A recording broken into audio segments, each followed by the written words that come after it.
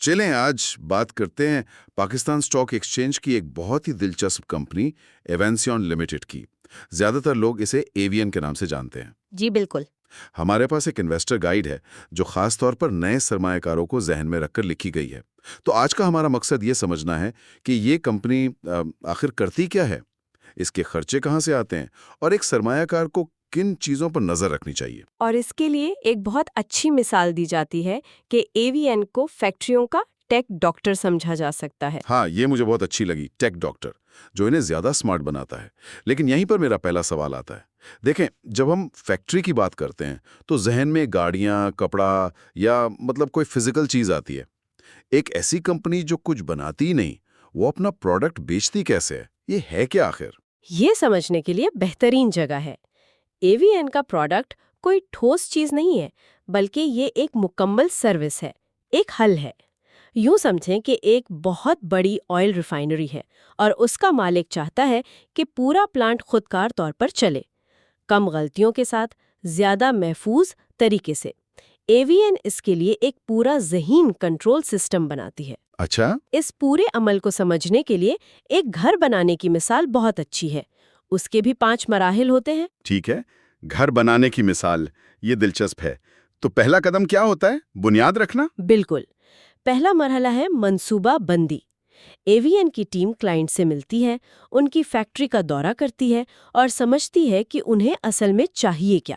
Client کہہ سکتا ہے ہمیں پیداوار 20% بڑھانی ہے اور توانائی کا خرچ 15% کم کرنا ہے۔ تو یہ ایک طرح سے گھر کا نقشہ بنانے سے پہلے ضروریات جاننے جیسا ہے۔ جی بالکل وہی۔ اور جب ضروریات سمجھ آ جائیں تو پھر دوسرا مرحلہ آتا ہے ڈیزائن کا۔ ڈیزائن؟ جی ہاں، یہاں ان کے انجینئرز سسٹم کا آپ کہہ لیں کہ بلو پرنٹ تیار کرتے ہیں۔ وہ PLC نامی ڈیوائسز استعمال کرتے ہیں، یعنی پروگرامیبل لاجک کنٹرولرز۔ یہ کیا چیز ہوتی ہے PLC؟ یہ دراصل چھوٹے لیکن بہت طاقتور کمپیوٹرز ہوتے ہیں۔ یہ فیکٹری کی بڑی بڑی مشینوں کو بتاتے ہیں کہ کب چلنا ہے، کب رکنا ہے اور کس رفتار سے کام کرنا ہے۔ اچھا، تو یہ مشینوں کا دماغ ڈیزائن کرتے ہیں؟ اس کے بعد کیا وہ سیدھا فیکٹری جا کر اسے لگانا شروع کر دیتے ہیں؟ نہیں، ابھی نہیں۔ تیسرا مرحلہ ہے تعمیر اور ٹیسٹنگ۔ تعمیر اور ٹیسٹنگ؟ اس مرحلے میں وہ اسکاڈا جیسا سافٹ ویئر بناتے ہیں جو ایک ڈیجیٹل ڈیش بورڈ کی طرح ہوتا ہے۔ مطلب ایک اسکرین پر فیکٹری مینیجر پورے پلانٹ کو دیکھ سکتا ہے۔ پھر اس پورے سسٹم کو ہارڈ ویئر اور سافٹ ویئر سمیت وہ اپنی لیب میں، یا جیسے سعودی عرب کے شہر دمام میں ان کی نئی سہولت ہے، وہاں جوڑ کر چلاتے ہیں اور سخت جانچ کرتے ہیں۔ اچھا، وہ یہ یقینی بناتے ہیں کہ کلائنٹ کی سائٹ پر جانے سے پہلے ہر چیز بالکل ٹھیک کام کر رہی ہو۔ یہ تو بہت سمجھداری کی بات ہے، یعنی اصل کام سے پہلے ایک طرح کی ریہرسل۔ بالکل۔ چوتھا مرحلہ پھر انسٹالیشن اور لانچ کا ہے۔ انجینئرز کی ٹیم کلائنٹ کی فیکٹری جا کر پورا سسٹم نصب کرتی ہے، اسے چالو کرتی ہے اور وہاں کے لوگوں کو سکھاتی بھی ہوگی۔ جی، وہاں کے عملے کو اس پر پوری تربیت دیتی ہے۔ اور آخر میں 5واں اور شاید سب سے اہم مرحلہ ہے دیکھ بھال۔ دیکھ بھال؟ یہ ایک سبسکرپشن سروس کی طرح ہے، جیسے آپ کے فون کا منتھلی پلان ہوتا ہے نا؟ اے وی این 24 گھنٹے اس سسٹم کی نگرانی کرتی ہے، کوئی مسئلہ ہو تو اسے ٹھیک کرتی ہے اور وقت کے ساتھ ساتھ اسے اپ گریڈ بھی کرتی رہتی ہے۔ ایک منٹ، یہیں پر ایک بات میرے ذہن میں آ رہی ہے۔ اگر یہ کوئی فزیکل چیز نہیں بنا رہے ہیں تو ان کا خام مال کیا ہے؟ مطلب یہ خریدتے کیا ہیں؟ میرا دماغ تو وہی سٹیل، کیمیکلز، ان چیزوں پر جاتا ہے۔ ان کے گودام میں کیا پڑا ہوتا ہے؟ یہ ایک بہترین سوال ہے، کیونکہ یہیں پر ان کا کاروباری ماڈل روایتی فیکٹریوں سے بالکل مختلف ہو جاتا ہے۔ ان کا سب سے بڑا خام مال، یوں کہہ لیں، ان کے انجینئرز اور پروگرامرز کا دماغ ہے، انسانی ذہانت اور مہارت۔ واہ! یہ ان کا سب سے بڑا ان پٹ ہے۔ اس کے بعد وہ تکنیکی چیزیں آتی ہیں جیسے hard where, PLCs، censors, Motors. جو وہ خود نہیں بناتے؟ نہیں، وہ خود نہیں بناتے، بلکہ دنیا کی بڑی کمپنیوں سے خریدتے ہیں۔ تو ان کے گودام میں دھات کے بجائے کمپیوٹر چپس اور سینسرز پڑے ہوتے ہیں؟ بالکل۔ تیسرا ان پٹ ہے سافٹ ویئر ٹولز، جیسے اسکیڈا سسٹمز، مصنوعی ذہانت کے پلیٹ فارمز، کلاؤڈ ٹیکنالوجی کے لائسنس۔ اور چوتھا اہم ان پٹ عالمی سپلائرز کے ساتھ ان کی شراکت داری ہے۔ وہ سیمنز، شنائڈر الیکٹرک جیسی بڑی کمپنیوں کے ساتھ مل کر کام کرتے ہیں۔ ٹھیک ہے، یہ بالکل واضح ہو گیا۔ تو جب ہم پاکستان کے معاشی حالات کو دیکھتے ہیں تو کون سے عوامل ہیں جو اس ٹیک ڈاکٹر کے اخراجات کو سب سے زیادہ متاثر کرتے ہیں؟ دیکھیں، اخراجات کے 4 بڑے ستون ہیں۔ سب سے بڑا، جو کل اخراجات کا تقریباً 50 سے 60% ہے، وہ ہے تنخواہیں اور ملازمین کے اخراجات۔ اچھا، سیلریز۔ جی، ایوین کا ایک بڑا فائدہ یہ ہے کہ پاکستان میں انتہائی باصلاحیت ٹیک ورکرز موجود ہیں، جن کی تنخواہیں عالمی مارکیٹ کے مقابلے میں بہت مناسب ہیں۔ یعنی ان کا سب سے بڑا اثاثہ جو کہ ان کے لوگ ہیں وہ ان کے لیے ایک مسابقتی برتری بھی ہے۔ بالکل، لیکن دوسرا بڑا خرچ ان کے لیے ایک چیلنج ہے، وہ ہیں درآمدی اخراجات۔ Import casts. جی، جیسا کہ ہم نے بات کی، تقریباً 70 سے 80% ٹیکنیکل انپٹس، مطلب ہارڈ ویئر اور سافٹ ویئر، بیرون ملک سے خریدے جاتے ہیں۔ اوف۔ اس کا مطلب ہے کہ روپے کی قدر میں ہر کمی ان کی لاگت کو براہ راست بڑھا دیتی ہے۔ جب ڈالر مہنگا ہوتا ہے تو ان کے پروجیکٹس بھی مہنگے ہو جاتے ہیں۔ یہ تو ایک مستقل خطرہ ہے۔ تیسرا ستون کیا ہے؟ تیسرا ہے فائنانس کے اخراجات۔ بڑے پروجیکٹس شروع کرنے کے لیے اکثر بینکوں سے قرض لینا پڑتا ہے، خاص طور پر ورکنگ کیپٹل کے لیے۔ اور پچھلے کچھ عرصے سے تو بہت بلند رہی ہے۔ جی ہاں، مثال کے طور پر 2023 میں ان کے مالیاتی اخراجات میں 37% کا بڑا اضافہ ہوا، جس کی بنیادی وجہ یہی بلند شرائح سود تھی۔ اور چوتھا اور آخری اہم خرچ ہے کنورژن کے اخراجات۔ کنورژن، یہ کیا ہے؟ اگر ہم بیکنگ کی مثال پر واپس جائیں تو یہ آپ کے اوون کا خرچہ اور ترکیب کی قیمت ہے۔ اچھا۔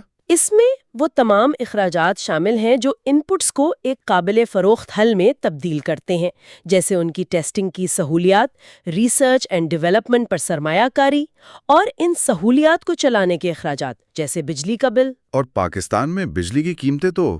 بالکل، بجلی کی بڑھتی ہوئی قیمتیں اور ٹیکنالوجی کی درآمد پر لگنے والی ڈیوٹیاں ان اخراجات پر بہت اثر انداز ہوتی ہیں۔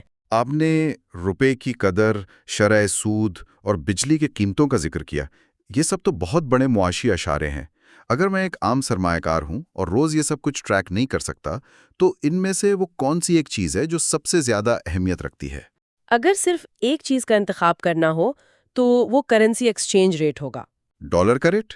جی، پاکستانی روپے اور امریکی ڈالر کا موازنہ، کیونکہ ان کے 70 سے 80% انپٹس درآمدی ہیں۔ یہ عنصر ان کے منافع پر سب سے زیادہ اور براہ راست اثر ڈالتا ہے۔ اسے اسٹیٹ بینک کی ویب سائٹ یا کسی بھی بڑی بزنس نیوز ایپ پر روزانہ دیکھا جا سکتا ہے۔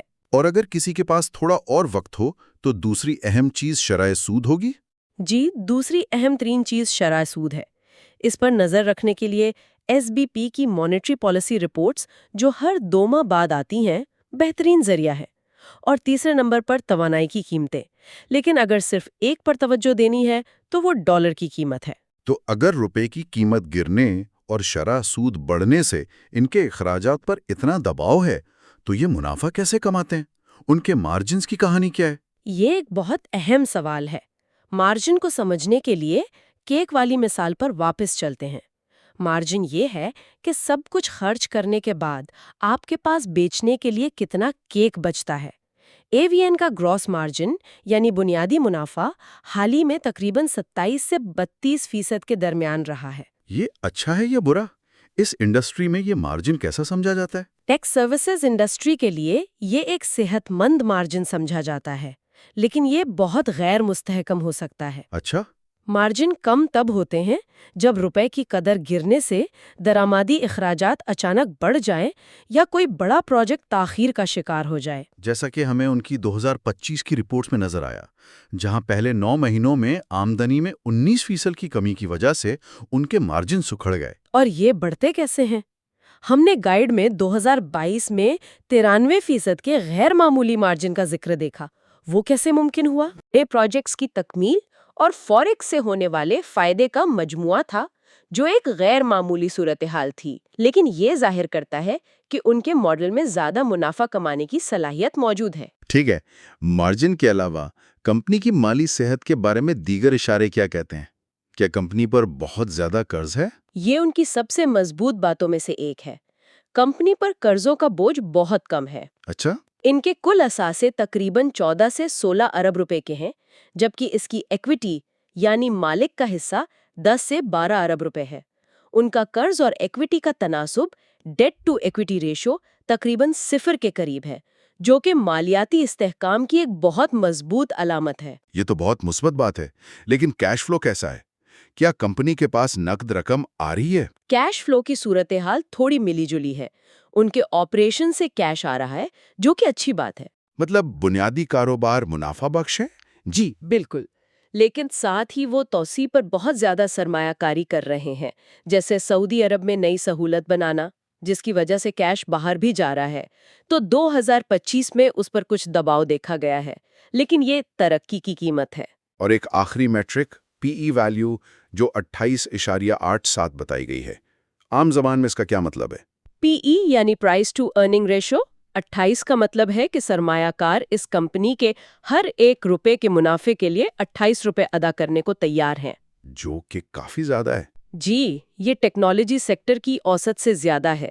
سادہ لفظوں میں اس کا مطلب ہے کہ مارکیٹ کو اس کمپنی سے مستقبل میں بہت زیادہ ترقی کی امیدیں وابستہ ہیں۔ لوگ مستقبل کی صلاحیت پر شرط لگا رہے ہیں۔ اچھا، تو یہیں سے بات مستقبل کی طرف جاتی ہے۔ گائیڈ میں ایک بہت بڑی رقم کا ذکر ہے، $75 ملین کا بیک لاگ۔ جی، $75 ملین، یہ تو بہت بڑی رقم ہے۔ یہ آرڈرز کہاں سے آ رہے ہیں؟ یہ واقعی ایک بہت بڑی رقم ہے، اور یہی ان کی مستقبل کی کہانی کا مرکز ہے۔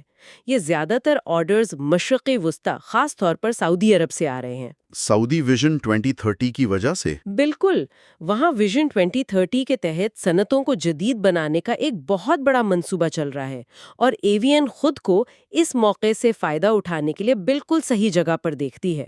ان کا ہدف 2028 تک $100 ملین امریکی ڈالر کی سالانہ فروخت تک پہنچنا ہے۔ لیکن ہر کہانی میں کچھ خطرے بھی ہوتے ہیں۔ گائیڈ میں کچھ ریڈ فلیگز کا بھی ذکر ہے۔ ایک تو پی ایس ایکس کی لسٹنگ قوانین کی خلاف ورزی، جی، اور دوسرا 2025 کے پہلے 9 مہینوں میں $149 ملین کا نقصان۔ جی، یہ دونوں اہم نکات ہیں۔ پی ایس ایکس کے ساتھ تعمیل کا مسئلہ ایک انتظامی معاملہ ہے جسے حل کرنے کی ضرورت ہے، ورنہ یہ کمپنی کی ساکھ کو متاثر کر سکتا ہے۔ جہاں تک نقصان کا تعلق ہے، یہ اس بات کی نشاندہی کرتا ہے کہ بڑے آرڈرز کے باوجود اخراجات پر دباؤ اور کچھ پروجیکٹس میں تاخیر نے قلیل مدت میں ان کے منافع کو متاثر کیا ہے۔ تو ایک طرف $75 ملین کے آرڈرز ہیں اور دوسری طرف یہ خطرات، لیکن کچھ اچھی خبریں بھی تو ہیں۔ بالکل، ان خطرات کے ساتھ ساتھ بہت مثبت پیش رفت بھی ہوئی ہے۔ ستمبر 2025 میں مشرق وسطی میں $8.8 ملین کے نئے معاہدے ہوئے، جو ظاہر کرتا ہے کہ کاروبار کا بہاؤ جاری ہے۔ تو کام آ رہا ہے۔ اور $75 ملین کا ریکارڈ بیک لاگ اس بات کی ضمانت دیتا ہے کہ آنے والے وقت میں کمپنی کے پاس کام کی کمی نہیں ہوگی۔ اب سارا انحصار اس بات پر ہے کہ وہ ان آرڈرز کو منافع بخش طریقے سے کیسے مکمل کرتے ہیں۔ ان تمام باتوں کو مد نظر رکھتے ہوئے، بڑے آرڈرز، کچھ خطرات اور مضبوط مالی حالت، تجزیہ کار اس کی قیمت کے بارے میں کیا کہتے ہیں؟ $90 کا ٹارگٹ تو بہت پرامید لگتا ہے، خاص طور پر جب آپ نے بتایا کہ پچھلے 9 مہینوں میں کمپنی کو نقصان ہوا ہے اور لسٹنگ کے قوانین کی خلاف ورزی کا بھی خطرہ ہے۔ یہ دونوں باتیں ایک ساتھ کیسے درست ہو سکتی ہیں؟ یہ ایک بہترین نقطہ ہے۔ دیکھیں، ویلیویشن ہمیشہ مستقبل کی توقعات پر مبنی ہوتی ہے۔ تجزیہ کار جو $90 کا ہدف دے رہے ہیں، وہ اس $75 ملین کے بیک لاگ کو دیکھ رہے ہیں۔ اچھا، ان کا ماننا ہے کہ اگر کمپنی ان آرڈرز کو کامیابی سے مکمل کر لیتی ہے تو اس کا منافع اور آمدنی اتنی بڑھ جائے گی کہ موجودہ قیمت جو تقریباً $44 ہے بہت کم لگے گی۔ وہ قلیل مدتی نقصانات کو عارضی رکاوٹ سمجھ رہے ہیں۔ تو یہ ایک طرح سے اگر پر مبنی ہے۔ اگر وہ ڈیلیور کرتے ہیں تو قیمت بڑھے گی۔ بالکل، ویلیویشن اسی اگر کا کھیل ہے۔ اس کے علاوہ تکنیکی تجزیہ یعنی چارٹ کے پیٹرنز یہ ظاہر کرتا ہے کہ اسٹاک میں ایک مضبوط رفتار ہے جو اسے $66 تک لے جا سکتی ہے۔ لیکن یہاں یہ واضح کرنا بہت ضروری ہے کہ یہ سب تخمینے ہیں، کوئی مالی مشورہ نہیں۔ ظاہر ہے، سرمایہ کاروں کو ہمیشہ اپنی تحقیق خود کرنی چاہیے۔ تو اگر ہم آج کی گفتگو کا خلاصہ کریں تو ایوانسیون ایک ٹیک ڈاکٹر ہے جو فیکٹریوں کو جدید بنانے کی سروس فراہم کرتی ہے۔ اس کا کاروباری ماڈل پاکستان کے باصلاحیت اور کم لاگت والے انجینئرز پر انحصار کرتا ہے۔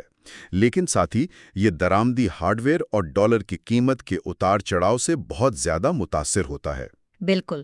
کمپنی پر قرض نہ ہونے کے برابر ہے، جو اس کی بڑی طاقت ہے، لیکن اس کی مستقبل کی تمام تر ترقی کا دار و مدار مشرق وسطی سے ملنے والے بڑے آرڈرز کو کامیابی سے پورا کرنے پر ہے۔ آپ نے بالکل صحیح خلاصہ کیا، اور یہیں پر ایک آخری دلچسپ نقطہ سوچنے کے لیے ہے۔ جی؟ AVN کا پورا کاروباری ماڈل اس وقت ایک توازن پر قائم ہے نا؟ پاکستان کی کم لاگت والی ٹیلنٹ مارکیٹ کا فائدہ اٹھانا اور مشرق وسطی کی زیادہ آمدنی والی مارکیٹ میں خدمات فراہم کرنا۔ صحیح۔ غور طلب سوال یہ ہے کہ جب سعودی ویژن 2030 جیسے پروگراموں کے تحت مشرق وسطی کے ممالک اپنا مقامی ٹیک ٹیلنٹ خود تیار کرنا شروع کر دیں گے، اور وہ ایسا ضرور کریں گے، تو اگلے 10 سالوں میں ایونسیون جیسی کمپنی کو مسابقتی رہنے کے لیے اپنے کاروباری ماڈل کو کیسے تبدیل کرنا پڑے گا؟ واہ، یہ بہت گہرا سوال ہے۔ کیا انہیں مزید جدید ٹیکنالوجی کی طرف جانا ہوگا، یا پھر نئے جغرافیائی بازار تلاش کرنے ہوں گے؟ یہ ان کے لیے اگلا بڑا چیلنج ہوگا۔